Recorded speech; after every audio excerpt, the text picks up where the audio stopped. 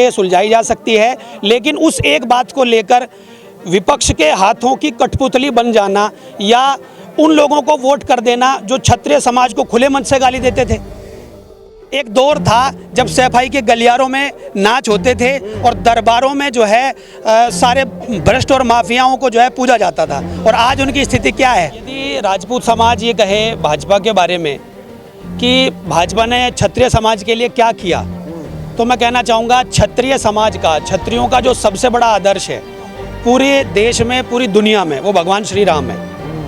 भगवान श्री राम का अयोध्या का मंदिर जो 500 साल से जिसकी हम प्रतीक्षा कर रहे थे और जिसके लिए लाखों बलिदानियों ने, लाखों क्षत्रियों ने अपना बलिदान दिया, उस भगवान श्री राम के मंदिर को भव्य मंदिर के रूप में बनाने का काम भारतीय जनता पार्टी की सरकार ने। देखिए, राजपूत समाज जो है वो एक राष्ट्रभक्त समाज है और देश के लिए हमेशा बलिदान देने वालों में सबसे अग्रणी समाज रहा है। लोकतंत्र में हर किसी व्यक्ति को, हर किसी समाज को अपनी बात रखने का अधिकार है। कुछ समाज से हमारे साथ में हैं और इनसे बात करेंगे कि आखिरकार ये किस तरह से देख रहे हैं इस चुनाव को। कैराना लोकसभा है, बात करेंगे। जी सर, हमारे चैनल पर स्वागत सर। धन्यवाद जी। सर, अपना नाम बता दीजिएगा एक बार। मेरा नाम डॉक्टर संजय सिंह, विधानसभा सह संयोजक हूँ मैं भारतीय जनता पार्टी लोकसभा चुनाव में। देखिए, राजपूत समाज जो है वो एक राष्ट्रभक्त समाज है और देश के लिए हमेशा बलिदान देने वालों में सबसे अग्रणी समाज रहा है। लोकतंत्र में हर किसी व्यक्ति को, हर किसी समाज को अपनी बात रखने का अधिकार है, तो किसी के ऊपर कोई पाबंदी तो है नहीं वैसे, तो अपनी बात, अपना रोष उन्होंने रखा है, तो ये उनका अधिकार है।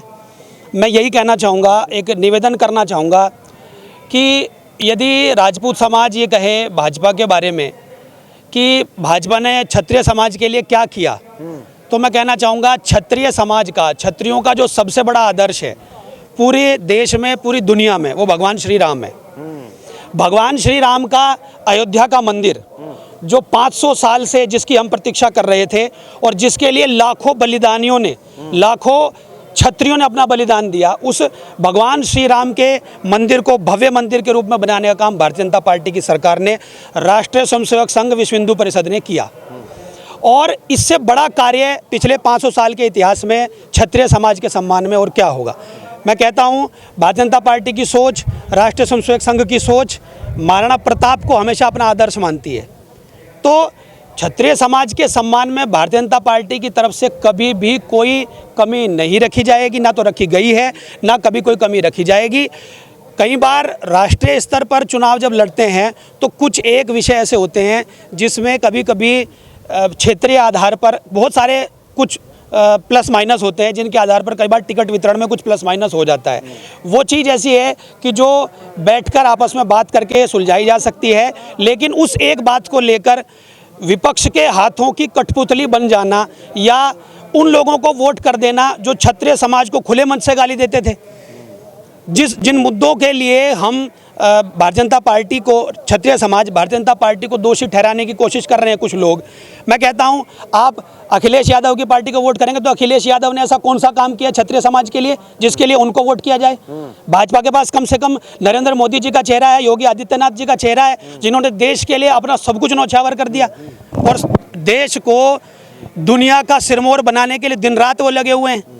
तो क्षत्रिय समाज का जो काम है वो देश की रक्षा के लिए हमेशा रहा है और मेरा ऐसा मानना है कि पश्चिमी उत्तर प्रदेश में भी, कैराना लोकसभा पे भी, ननौता में जो हमारे भाई, जिनका मैं बहुत दिल से सम्मान करता हूं, उनके भीतर जो रोष था उन्होंने प्रकट किया। अभी जल्दी ही योगी आदित्यनाथ जी ननौता में आने वाले हैं और जो नाराज़गी है वो सारी दूर हो जाएगी। हम एक हैं, वयम पंचाधिकम शतम। महाभारत में एक वाक्य आता है कि जब हमारी आपस की कोई बात है वो अलग बात है, लेकिन अगर लड़ाई विधर्मियों के साथ है, आसुरी शक्तियों के साथ है, वहाँ पर हम सब एक होकर लड़ेंगे। वयम पंचाधिकम शतम। कौरव और पांडव एक हैं, दूसरों के सामने, विधर्मियों के सामने जब लड़ाई हो तो हम सब एक जगह खड़े हो। कहीं ना कहीं लग रहा है कि चुनाव आते आते सब एक हो जाएगा। बिल्कुल।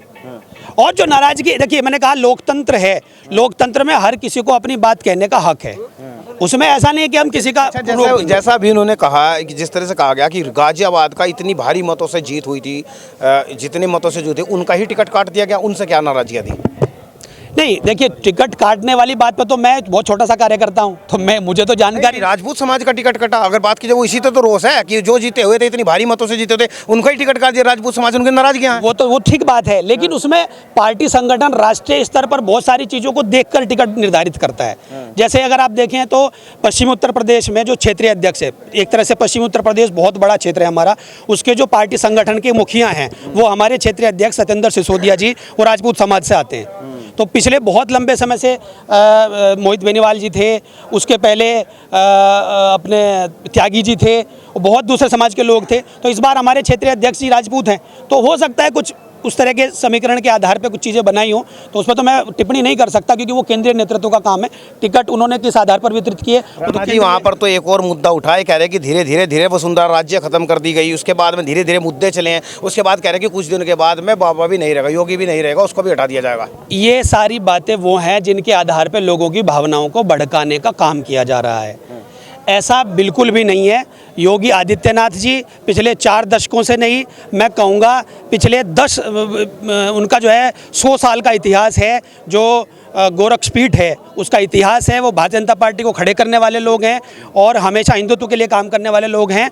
योगी आदित्यनाथ जी हमारे मुख्यमंत्री। आदित्यनाथ जी एक ऐसा नाम है जो क्षत्रिय समाज में इतना लोकप्रिय है, और वो इस कारण से लोकप्रिय हैं। वो तो सभी समाज में है। हाँ, नहीं, मैं कह रहा हूँ सभी समाज में लोकप्रिय हैं, लेकिन क्षत्रिय समाज में विशेष रूप से, क्योंकि योगी आदित्यनाथ जी इतने सच्चे व्यक्ति हैं, इतने निडर व्यक्ति हैं, इतने निष्पक्ष व्यक्ति हैं कि अगर उनको क्षत्रिय होने के नाते कभी उनसे सवाल पूछा जाए तो उससे गुरेज नहीं करते, वो उस पर गर्व करते हैं। लेकिन उसके साथ ही वो हिंदुत्व के लिए काम करते हैं, सब जानते हैं। और उनके शासन में जो माफिया राज की जो हालत है, एक दौर था जब सैफाई के गलियारों में नाच होते थे और दरबारों में जो है सारे भ्रष्ट और माफियाओं को जो है पूजा जाता था। और आज उनकी स्थिति क्या है? डायरेक्टली या इनडायरेक्टली सबके टिकट कट रहे हैं, नंबर एक करके, तो सबके सब निकल रहे हैं। और मैं सीधे सीधे नहीं कहना चाहता, सबको पता है ये केवल संभव हुआ है योगी आदित्यनाथ जी की वजह से। चलिए, आपके पास में जिम्मेदारियां भी है, लेकिन एक आपने देखा होगा एक और अगर सपा ने किया गया तो अतुल प्रधान का टिकट काटा गया। क्या जो यहाँ पर आपको पता है कि जो कैराना लोकसभा चल रही है, गुज्जर राजपूत इस तरह की चल रही है, तो क्या कुछ यहाँ पर फायदा मिलने वाला, उसका कैसे देख रहे हैं? देखिए, समाजवादी पार्टी तो जिस तरह से काम करती है, उनका अवसरवाद वाला काम है। जहाँ आप नहीं मानते कि अतुल प्रधान मेरठ के अंदर अच्छी पकड़ रखते हैं? नहीं, अतुल प्रधान वहाँ के विधायक हैं और मेरे ख्याल उनकी मिसेस जो है वो जिला पंचायत अध्यक्ष भी रही, तो पकड़ है। लेकिन समाजवादी पार्टी अपने हिसाब से काम करती है, अवसरवाद के साथ काम करती है कि जहाँ जिन जातियों को भिड़ा के काम चलता हो, जातियों को भिड़ा के काम चला देंगे। जहाँ जिससे माइलेज मिलता हो, माइलेज निकालने के लिए काम कर रहे हैं, और उनके पास और कोई रास्ता बचा भी नहीं। जहाँ जिसको देख रहे हैं जातिवाद भिड़ाने के काम करते हैं, उसकी बात करें। हाँ, बिल्कुल। लोकसभा में कैराना में खास तौर से उन्होंने वो हिंदू मुस्लिम वाला कार्ड तो ऑफ कोर्स किया ही है, और उनका इतिहास, कैराना वालों का इतिहास क्या है आप सब जानते हैं। कैराना वालों का इतिहास है कि कैराना में स्वर्गीय बाबू हुकुम सिंह जी ने पलायन का मुद्दा उठाया था, और एक दौर था आज से लगभग 8-10 साल पहले कि जब कैराना के अंदर बहन बेटियों का वहाँ से निकलना मुश्किल था, जहाँ हिंदुओं को सर्वाइव करना मुश्किल था, अपना आत्मसम्मान बचाना मुश्किल था। तो उस दौर में कैराना में आज हालत देख लीजिए। अगर किसी में दम हो कि जो हमारी बहन बेटियों की तरफ और समाज में किसी भी वर्ग के लिए अगर कोई ऐसी हरकत करने की किसी में हिम्मत हो, तो कोई माइका लाल है नहीं आज, क्योंकि मोदी और योगी की सरकार है। तो प्रदीप चौधरी कितने लग रहे हैं कि जीत पाएंगे, या जैसे देख रहे हैं कि इकरा को कह रहे तूफान की तरह से आ रही है, हिंदू मुस्लिम वोटर काफ़ी हैं, इस तरह से देख रहे हैं? जी, हमारी जीत बम्पर जीत होगी, निश्चित रूप से जीत होगी हमारी। और केवल कैराना ही नहीं, पूरे उत्तर प्रदेश में जो टारगेट है हमारा, और पूरे देश में जो टारगेट है हमारा 400 पार का, वो 400 पार का टारगेट डंके की चोट पे पूरा होगा। और इसकी गारंटी मोदी जी ने तो दी है, हम अपनी तरफ से नहीं कह रहे हैं, वो एक एक आम आदमी के दम पे ये बात कह रहे हैं। देश की 140 करोड़ जनता उनका परिवार है, और हम तो फिर भी कार्यकर्ता होने के नाते, पदाधिकारी होने के नाते कहीं बात करते हैं अपने हिसाब से। आम जनता को, एक एक व्यक्ति को पता है, उस गरीब आदमी को, जो जिसकी घर झोपड़ी जिसकी टपकती थी बरसात में, जिसको पक्का घर मिला है, जो दिन भर जो माएँ और बहनें जो है धुएं में सड़ती थी, उनको जब गैस कनेक्शन मिला है और जनधन खाता मिला है और 5 लाख तक का मुफ्त इलाज मिला है, उन गरीब आदमियों से जाके आप पूछिए, मोदी की जीत के सबसे बड़े कर्णधार वो लोग हैं। चलिएगा, ये थे